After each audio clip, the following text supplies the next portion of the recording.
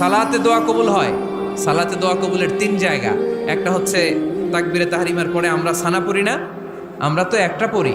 আল্লাহর হাবিব সুন্নাহ এবং নফল নামাজে আরো পড়তেন সানা, ওই দোয়া কবুল হয়। দুই নম্বর জায়গা সালাতে সেজদায় পড়ে দোয়া করলে কবুল হয়। আকরাবু মা ইয়াকুনুল আবদু মির রাব্বিহি ওয়া হুয়া সাজিদ ফাকসিরু ফীহি দুআ। বান্দা যখন সেজদায় লুটিয়ে পড়ে, বান্দা আল্লাহর সবচেয়ে কাছে চলে যায়। তা কিন্তু বিশ্বনবী বলে, সেজদাটা তোমার রবের কুদরতি পায়ের উপরে পড়েছে। সেজদায় পড়ে দোয়া করেন। সালাম ফিরানোর আগে বিশ্বনবী দোয়া করতেন, লা ইউসাল্লিমান্না আহাদুকুম হাত্তা ইয়াতাআওয়াযা মিন আরবা'a। আল্লাহর হাবিব বললেন, চার জিনিস থেকে পানাহ না আছে আমার কোন উম্মত যেন সালাম না ফিরায়। তারা যেন পড়ে, আল্লাহুম্মা ইন্নী আউযু বিকা মিন আযাবিল কবর, আউযু বিকা মিন আযাবি জাহান্নাম, আউযু বিকা মিন ফিতনাতিল মাহইয়া ওয়াল মামাত, আউযু বিকা মিন ফিতনাতিল মাসিহিদ দাজ্জাল। আল্লাহ কবরের আযাব থেকে বাঁচাও, আল্লাহ জাহান্নামের আগুন থেকে বাঁচাও, আল্লাহ জীবন